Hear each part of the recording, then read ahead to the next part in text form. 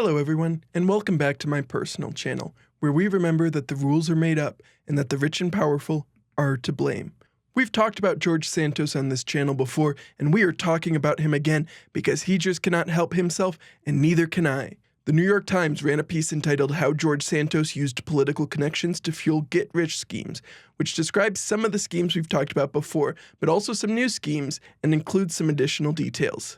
Let's start with the scheme that sounds like an email your great-grandpa might fall for.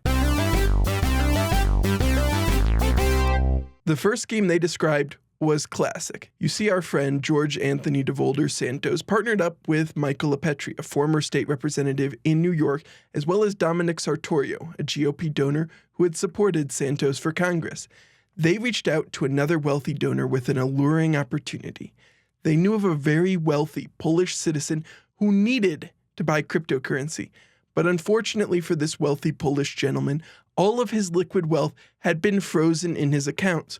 But if these gentlemen sent some funds to a new LLC they had set up, then somehow it would allow the funds to be unfrozen and the cryptocurrency to be purchased. It's a little bit unclear, but the scheme this donor described to the New York Times is basically a classic Nigerian prince email scheme or an advance fee scheme. And they did not fall for this scheme that others are already trying to distance themselves from. Our new friend Michael LaPetrie has already said that he was not involved in detail, but was instead just helping connect Santos to Bryant Park Associates, who were representing the unnamed Polish gentleman. This was not the only example the New York Times had. They described another scheme involving a company called Blue Flame Medical. The New York Times details how George Santos was connected with Blue Flame Medical, a company run by GOP fundraiser Michael Gula and GOP political consultant John Thomas that sold medical supplies like testing kits, masks, and ventilators from a partner company in China into the United States. The problem with this company is that a bunch of people started reporting that they never received their orders from this company.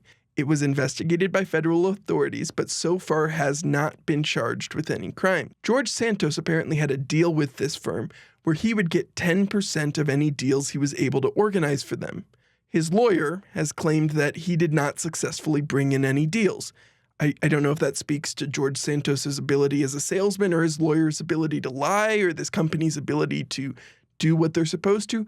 Regardless, the current stance of George Santos and his lawyer is that he made no money from this because he couldn't find any deals. Beyond this, George Santos, as we talked about in a previous video, was involved with an alleged Ponzi scheme. We've discussed it on this channel before, so we're focusing on a quick summary here. George Santos worked at a firm called Harbor City Capital and claimed he was one of their top guys. Now, right before you decided to go into politics, what were you doing?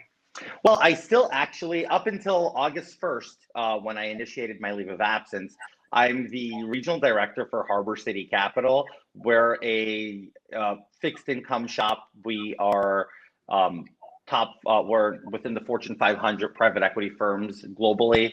I manage all of our fixed income assets with arbitrage here in New York. I'm actually Harbor City Capital head guy for New York City. Harbor City Capital was sued by the SEC, who alleged that it was a Ponzi scheme. After he left this alleged Ponzi scheme, Santos took the opportunity to poach most of the executives, including the chief financial officer, who presumably knew it was a Ponzi scheme.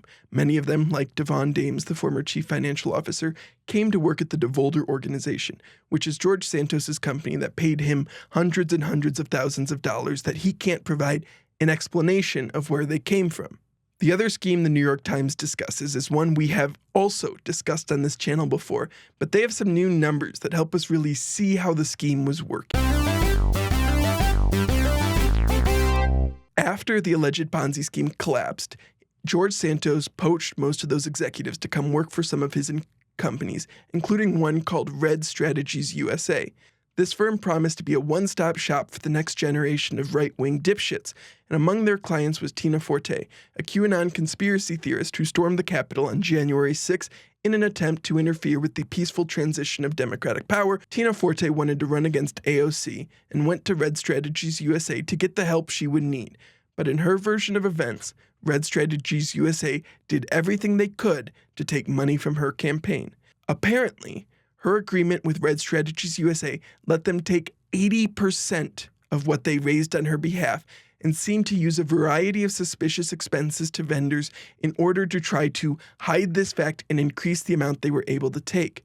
The New York Times details how the July 2021 campaign filing for Forte's ill-fated campaign reported raising $42,000.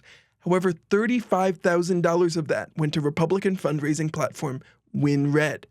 WinRed is supposed to charge about 4% in fees, but apparently Red Strategies initially told Forte that they were charging her over 80%.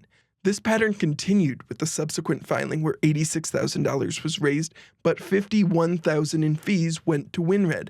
Compounding the financial strangeness, apparently Red Strategies failed to share account and bank statements with Forte and were months late in giving Forte her own payments. Santos's campaign had a similar strangeness with WinRed, where they had previously filed showing they had raised roughly $800,000 from the platform, which should have resulted in $33,000 in fees, but instead resulted in $200,000 in fees, clearly benefiting WinRed. Santos and Forte both pinned the blame for these problems on Santos' campaign treasurer and member of Red Strategies USA, Nancy Marks.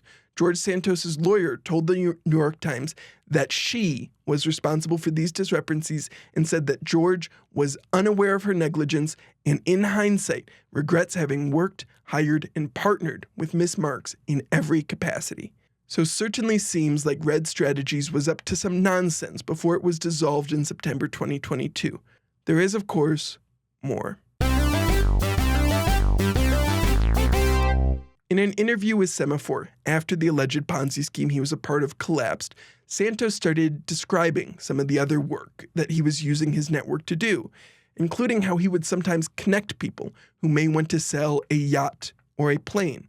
During the course of this interview, Santos explained he can make between $200,000 and $400,000 from one referral on a $20 million yacht, and also told Semaphore that he had landed a couple of these large multi-million-dollar deals.